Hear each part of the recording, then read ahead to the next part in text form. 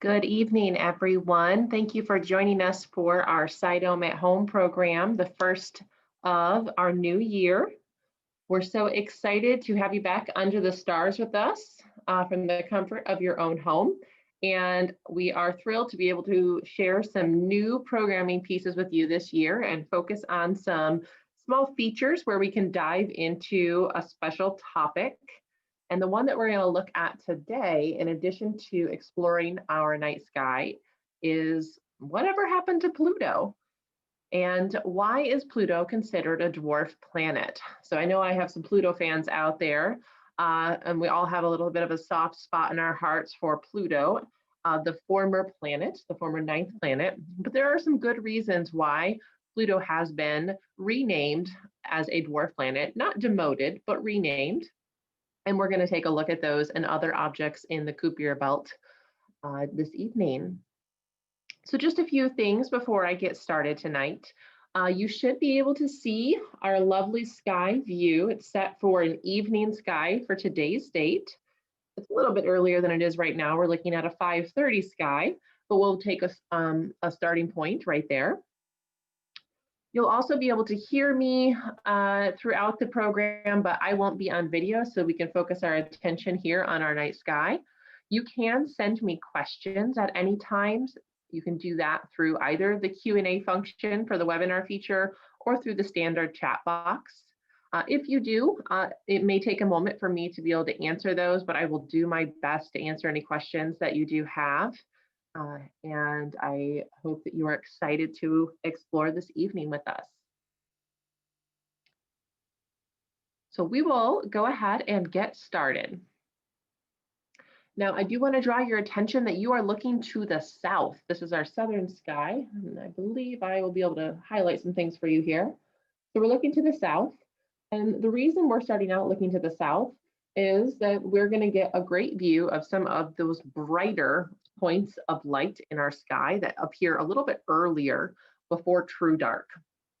Now, these bright points could be stars, and sometimes they are, but they also could be planets or even satellites.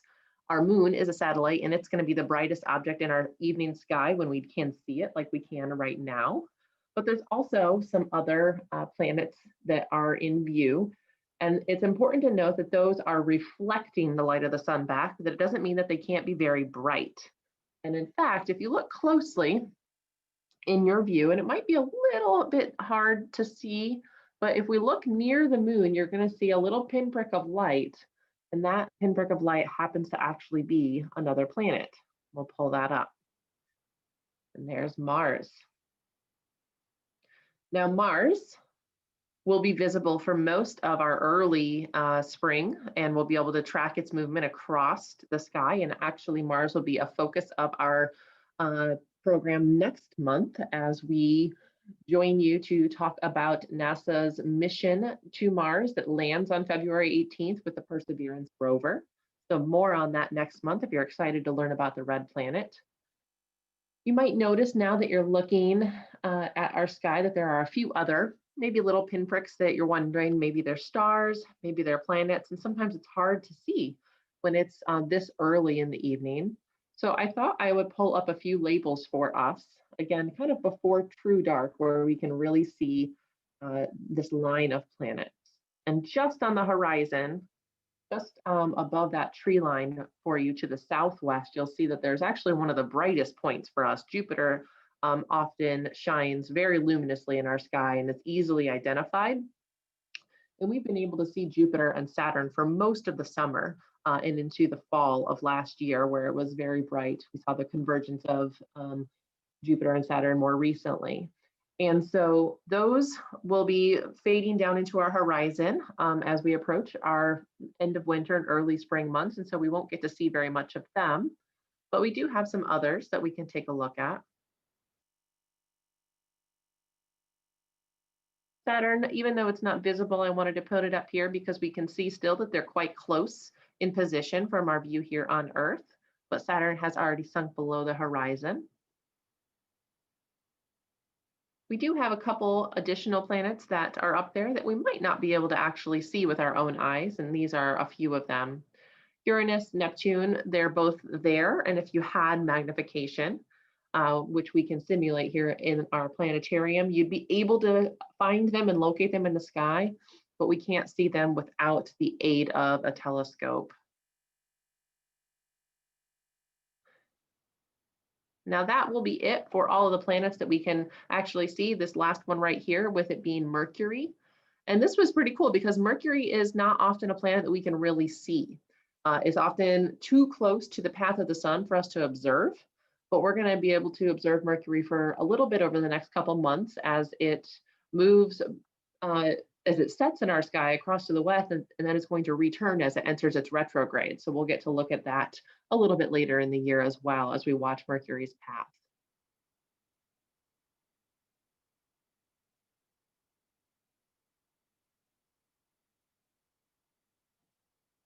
Now we'll pull those planet labels off here so that we can take a look at what else is happening in our sky as we take a look. I do want to point out the region of the sky that we saw those planets lined up in is something called the Ecliptic Line. And I'll pull just a couple of them back on so you can see a little bit of how they line up there.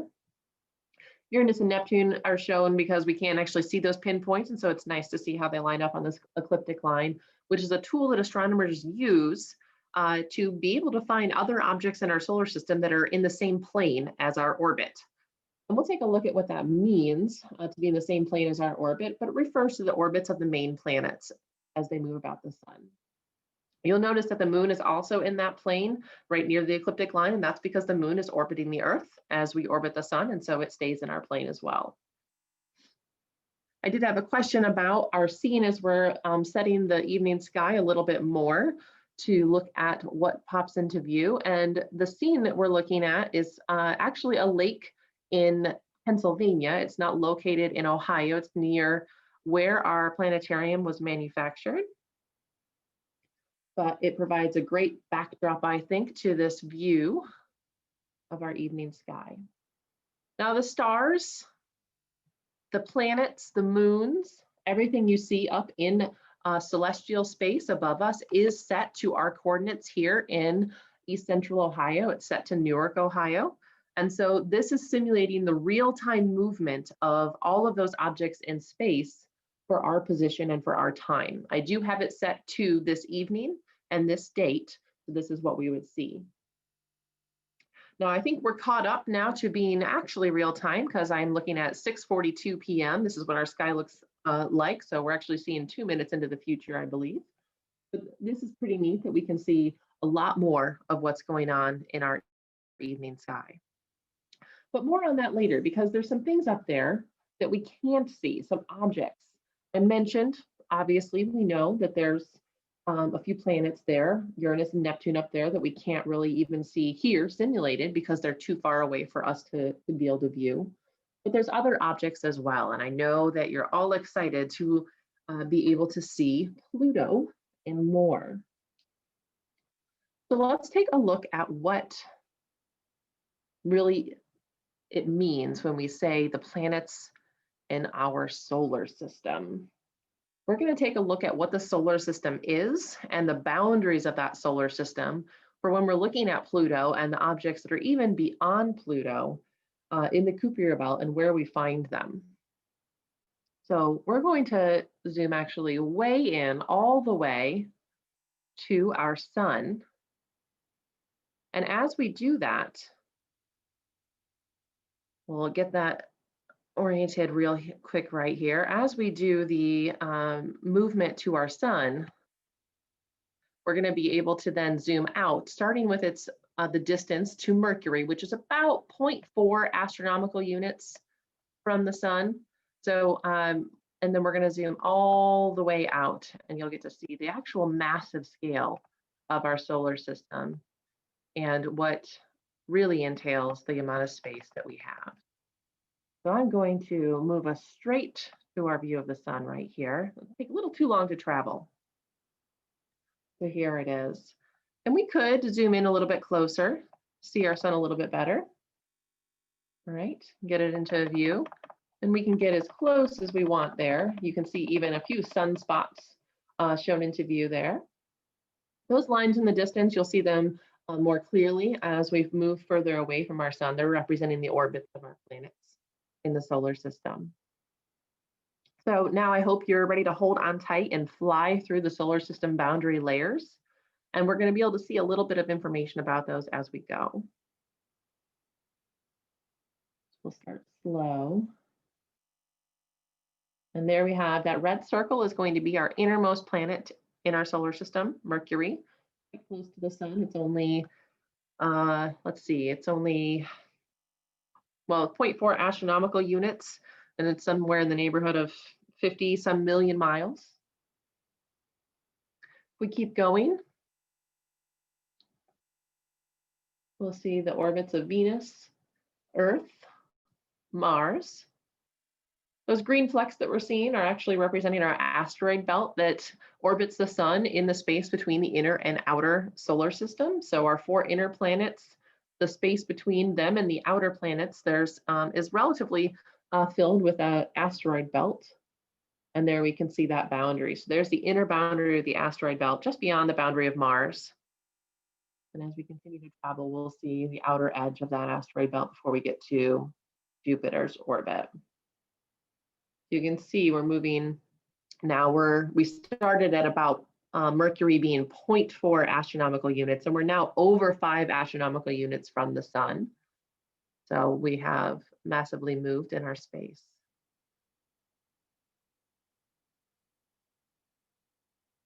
I agree. It is very amazing to be able to see this. And now we have barely traveled very far because in all actuality, the inner solar system, the inner planets are quite close to each other compared to the distance that is represented by the outer solar system and objects even beyond that. So let's move into the outer ring. There is Jupiter, Jupiter's orbit right there. And twice as far away from the sun as Jupiter will encounter the orbit of Saturn. You might not have known that it's twice as far away from the sun that Jupiter is. All right. Here comes Uranus's orbit and then Neptune. And at the very edge of Neptune's orbit, just outside Neptune's orbit, is where we actually are going to now reach this inner Kuiper belt boundary. So when we talk about dwarf planets, with the exception of one object, and other objects that are occurring in the Kuiper belt, with the exception of one object, all dwarf planets occur outside of Neptune's orbit. There is one that is actually inside the asteroid belt, the dwarf planet Eris, but all the other objects are in this region outside the main planets of our solar system. So we've got our inner boundary right at the edge of Neptune's orbit, and then we continue into space to this outer region. So we can see that when we talk about the Kuiper belt, it's not a belt. It's one of those things where we hear about, for example, the rings of Saturn, and we think that maybe the rings are a solid disk around the planet. Well, the Kuiper belt is not a belt, it's a region of space. It's an area in the outer solar system that is about 20 astronomical units of space. So it's a quite large distance, right? And it contains many different bodies, some of them extremely small, some of them like Pluto. Pluto is actually the largest of our dwarf planets that we'll take a look at. And it's made up of bodies that are mostly types of ices. And that doesn't mean necessarily water ice. It's frozen volatile gases as well. So it could be methane, ammonia, nitrogen, water. There could be lots of different, but they're frozen cold from the vast distance away from the heat of our sun. And so it extends, like I mentioned, roughly from about the edge of the orbit of Neptune, which for reference, compared to the 0.4 astronomical units of Mercury, Neptune is 30 astronomical units away from the sun, for about 20 more units. And we'll take a look at some of the bodies that we find in that space. I'm going to catch up and see if I have any questions that I could take a look at. Yeah, so didn't know that the gases could freeze. It's a great point to reference. So why are the gases freezing?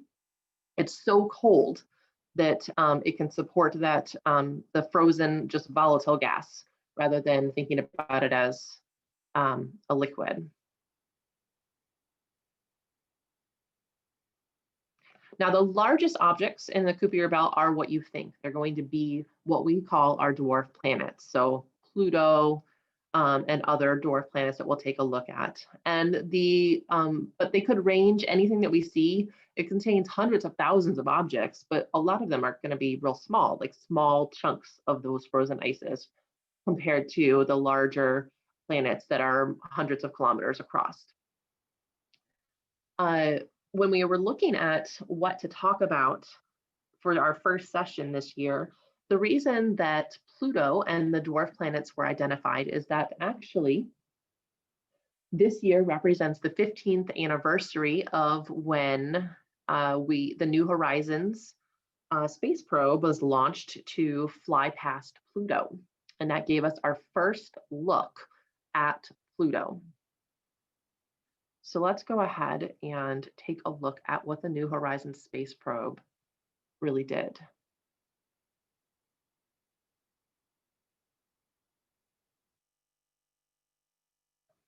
So we're zoomed back in a kind of a flat pancake view of our solar system. And you can see Earth labeled there. We don't see our innermost planets, but you can see Earth and Mars labeled quite closely there. And if we watch, we're going to see the New Horizons probe launch and travel through our solar system, bypassing Jupiter. So we got a view of Jupiter as well.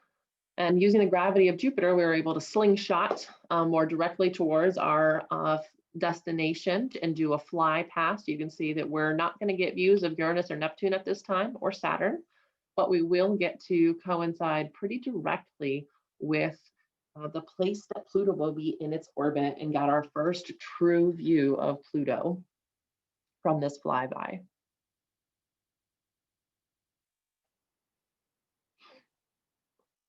It seems like it's taking forever, but imagine how long it really took.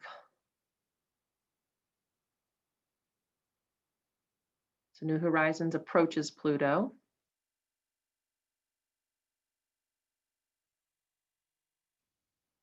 And you can see what's cool about this is the degree of math, predictive math and engineering that we have to be able to do to calculate the position of the orbit. It's a pretty great example of real application of that. It was able to record photos, so we actually have images of Pluto from those. And some of the images that are in our system that we'll show when we take a look at Pluto more closely, these are derived from images that we have now gotten from spacecraft, so from the New Horizons as well as other observations of our planets. So let's go ahead and take a look at Pluto so we can see that.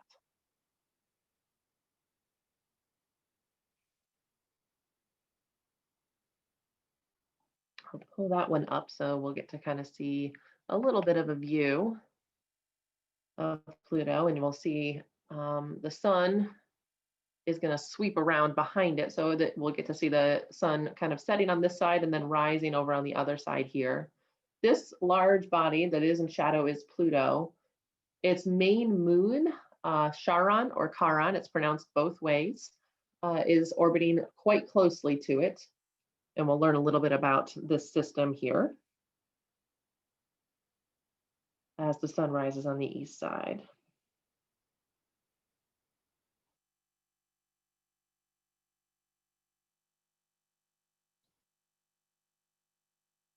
I do have a question about what I mean when I say astronomical unit.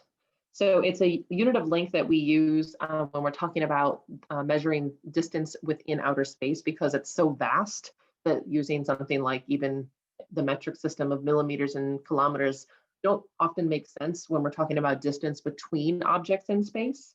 So 1 astronomical unit is the equivalent to the average distance between the Earth and the sun. So we are 1 astronomical unit away from the sun. When I mentioned 30 astronomical units, that meant for Neptune, that meant Neptune is 30 times further away from the sun than we are. A great question to clarify. So here coming into view as the sun rounds in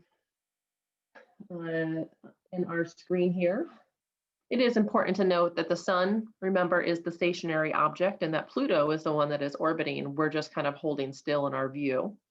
So this is showing the sun rise on Pluto, where we can get a view of it And right there on the lower half, you can see a portion of the plane that exhibits that little heart on Pluto, often used for the I Heart Pluto images.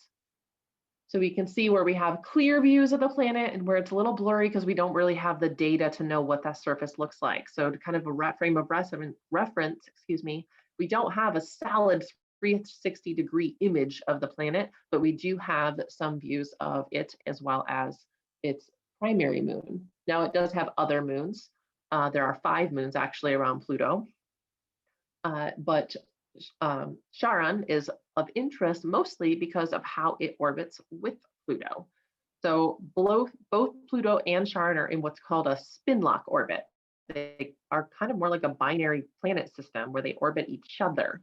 And they do that in a period of a little over 6 days, 6.4 days. Now, you may have heard the term Spinlock orbit before in reference to our own moon. And it is true that our moon is in Spinlock orbit with the Earth.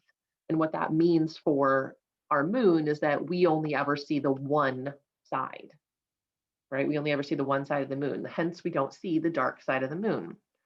What's unique about Pluto and Charon is that they're in Spinlock orbit with each other. They are both in the Spinlock orbit. So there's only ever one side of Charon facing Pluto, but also only ever one side of Pluto facing Charon. They never see the other side. And that usually manifests itself in that they kind of hang motionless in their sky, right? So if they're not really moving, they're moving at the same rate, then they're going to appear motionless in each other's sky. And we can see that here a little bit by seeing how they're spinning at the same rate. But if we tried to go to Pluto to look at the moon, we can see the stars moving in the background so that we know that time is moving, but that moon is hanging in the sky and isn't going anywhere. Same is true if we flipped our view and stood on the moon Charon and took a look at Pluto.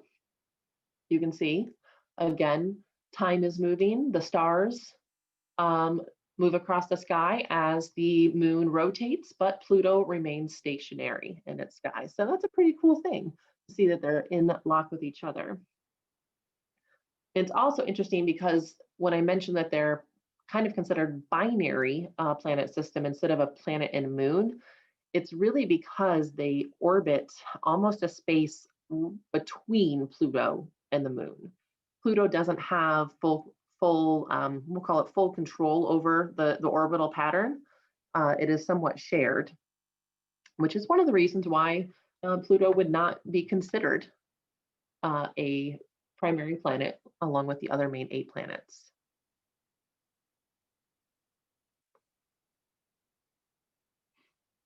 Now, it is only one of the dwarf planets, and maybe we're wondering why it ever got considered a dwarf planet. We could take a look at that too. But you might be curious about some other fun facts about Pluto. And there's a lot of things that we do know that we have learned from observations. And so one of the reasons when we think about that definition of a planet, of why it's no longer considered a planet, but is considered a dwarf planet, and that happened in 2006, was when we formalized the definition of what a planet is based on characteristics that our other 8 planets have in common. So the planet, they have to meet all those criteria and not just some of them. So it has to orbit the sun, which Pluto does. It has to have sufficient mass so that it forms essentially a round shape, which Pluto does. Not all of the dwarf planets have a round shape. There are some that are more oblong. But Pluto actually does meet that. But it also has to have cleared the neighborhood around its orbit. And that's where Pluto fails to meet the definition because of its relationship with its moon Charon.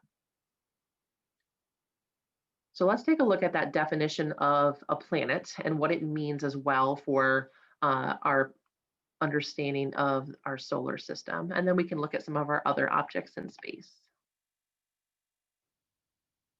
This here is showing a simulation of our solar system and the main planets and our dwarf planets and objects in the Kuiper belt. So just to highlight a few things so that we can see what it is that we're taking a look at. What we're really showing you is the highly inclined planes that are at a different angle of Pluto and other Kuiper belt objects that are not in line with the plane of the orbits in our solar system. So just for reference, there in the middle, there's our sun, and you can see orbits around that are the orbits of the 8 planets in our solar system. Pluto is this green line that we're seeing. You'll see the orbit come into view a little bit more fully in a minute. And so you can see it doesn't line up with this plane. It's off kilter. And neither do any of these other objects that we see in the Kuiper belt. So their highly inclined plane is another variable that we can really see a visual representation of how they differ. Pluto also, though it is closest to Neptune, despite it of the dwarf planets, it's the innermost of the Kuiper belt objects. It's interesting too because it doesn't have an orbit that's really centered on the sun in the same way that the orbits of our main planets.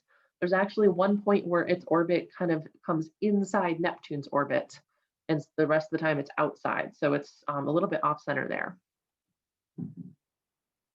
If we look at it in just one other way where we can see planetary definition, this looks at a top-down view.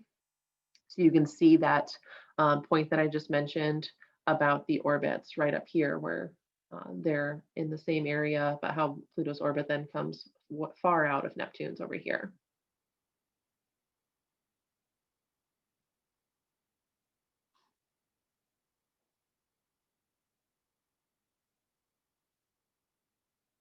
There's our solar system definition.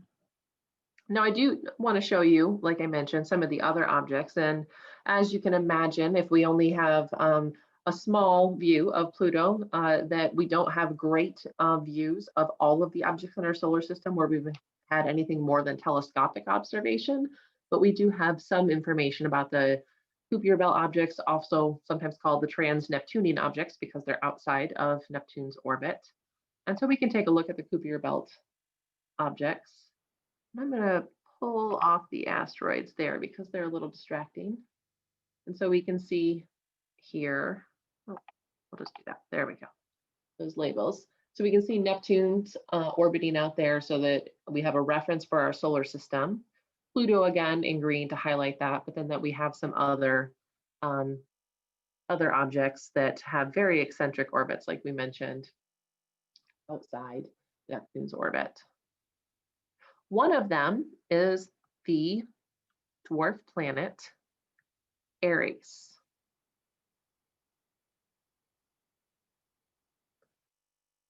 And there we get Eris. Now I'm going to pull Pluto up too so we can see Pluto in reference to Eris. There we go, Pluto. So you can see how the position of Pluto and the position of Eris. Eris goes vast, has a vast difference away from the sun compared to Pluto, and it does have one moon. Now Eris, it was once considered to be the largest of our dwarf planets, so it's actually really close in size to Pluto. It's just by a matter of a few hundred kilometers that it is right in that range. It is more massive than Pluto, so Eris is bigger from that perspective. It is got its vast elliptical orbit takes about 557 years to orbit the sun, so quite a long time. Years is the definition for Earth years, so 557 Earth years, and that's comparative. I believe Pluto's is about 248 or so Earth years. So quite a big difference in space.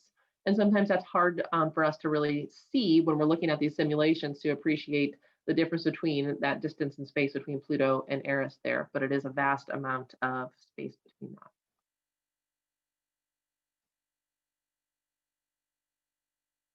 Question about, since Eris is much larger, is that the reason why it kind of does that slingshot outward?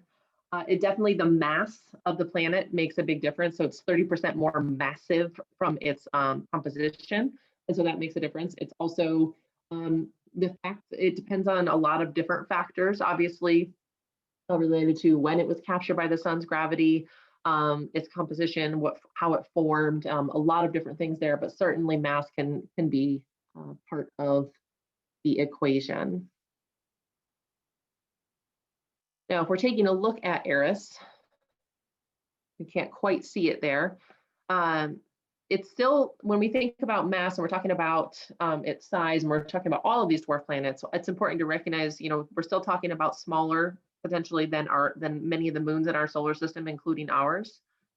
So it is about 2/3 of our moon's diameter and about 1/3 of its volume. It's not always the most distant, so we can see how far out it gets there, but it's not always that distant because of the nature of its orbit. It's got a closer point than Pluto's most distant point, so that's pretty interesting. It does move in a very eccentric orbit around the sun. Now, there are some other ones as well. So Eris was, like I mentioned, one of the most interesting ones because of its observation. But we also have,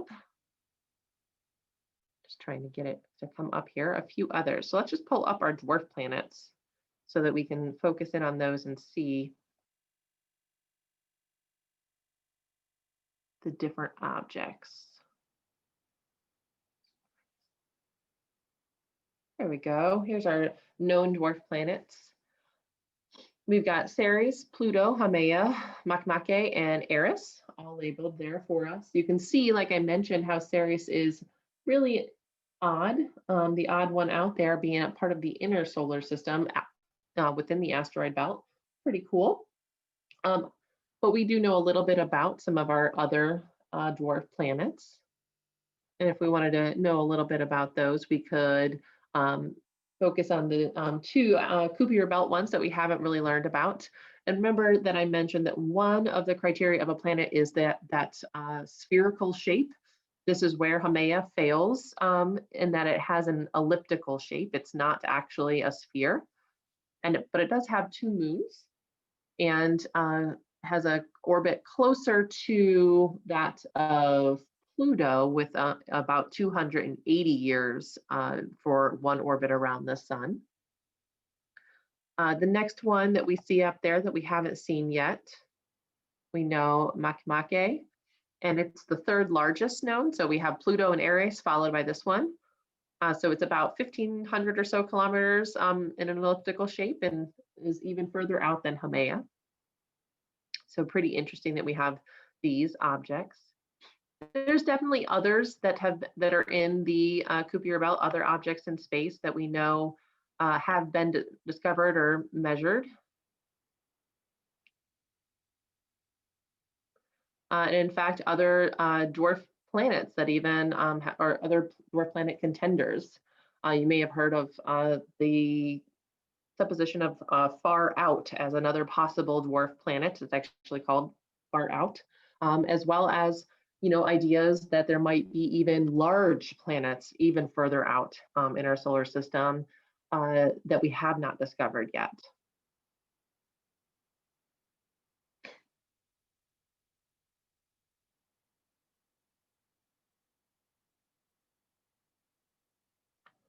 So let's pull us back to Earth and take a look at our sky. Again, still that January sky.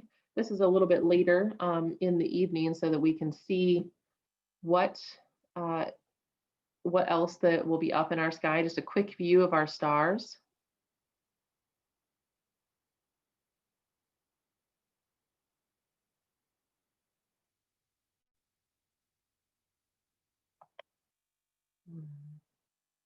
I'm going to fix that screen share. I'm not sure where it went, but I'll do that one again, okay? Must have been when I went back to Earth. It just did not want to go with us. Hopefully it's back now for you where you can see the stars. And if you can, that means that you're looking again to the south where we can see a few of those pieces. One to pull up is a pretty bright pinprick of light right there. And that is the star Sirius. So when we take a look at some of the constellations that we can see, this is showing us midnight, so we may not be awake for some of these constellations, but we still can see a few of the winter constellations that are prominent, and these are visible earlier in the evening as well. And a few to point out. So Sirius happens to be the nose of one of the constellations in Canis Major right there. So, and it is the brightest star. Sirius is going to be the brightest star that we'll see in the sky. We know that Canis Major, Canis Minor is also visible just above, as well as the winter hunter, Orion. So these are three of some of the really visible constellations that you'll see towards our southern view that you can see all winter long. And Orion is really well known for some of the stars and nebula that you can find in its region of space. If you're so inclined to use a telescope to observe them, there's some really great views of nebula in Orion's sword and shoulder. And in fact, two of the largest stars that we've ever measured, two of the largest stars, much larger than our sun, are actually in the shoulder and foot of Orion, where we have Betelgeuse and Rigel. Betelgeuse is one of the most massive stars ever recorded, not the largest, as my son likes to tell me, but one of the largest. So Sirius is not one of the largest, but is actually really bright because of how close it is to us. It's only 8.6 light years. So it's interesting that Sirius can be so much brighter to us because it's closer, and it may look as large in the sky, but it's actually much smaller than these other stars. Because if we took a look at the distance that Betelgeuse was, so Sirius is 8.6 light years away. I'll pull up Betelgeuse so you can see that one right there. Betelgeuse, in contrast, is much further away. It's going to be 429 light years from us. And it's also a red star, a red giant. So the red wavelengths are shining dimmer to us compared to the bright blue-white light of Sirius and of Rigel.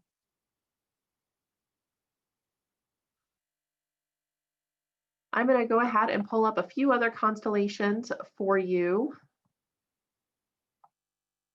while the night passes, so that we can see some of the other objects that we can find in the sky. And we'll go a little bit quicker than we are right now to pop them into view.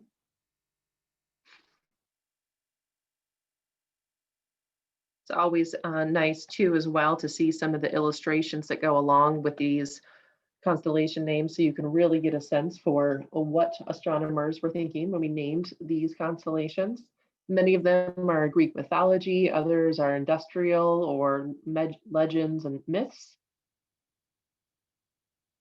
Some of them you might recognize as the zodiac constellations. There's a band of zodiac constellations, and they're actually identified and located along the ecliptic line as well. You can see there, pulled up, and that is one of the reasons why those constellations were given such early importance by early astronomers, because they were recognized as being in that ecliptic zone, the path of the sun, which was so important for life and civilization in early human history. We're coming up on sunrise here. So the sun will begin to lighten and our stars will begin to fade.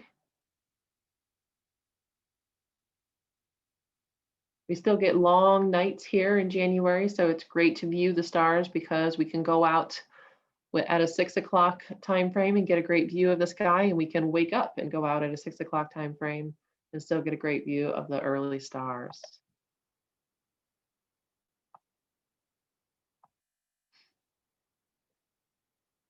So I hope you enjoyed your journey with me this evening as we went to the Kuiper belt and beyond. And if you do have any questions, would be really excited to see if I can answer any of those or show you something else. And if not, thank you so much for joining us this evening. And I hope you'll be back with us in February 18th, for exploring the red planet, the Mars missions, and the rovers that have given us so much information about other planets and the possibility for future space exploration. Have a great night, everyone. If you have a question, feel free to pop it in. I'll stay on for a minute. Otherwise, we'll see you next time.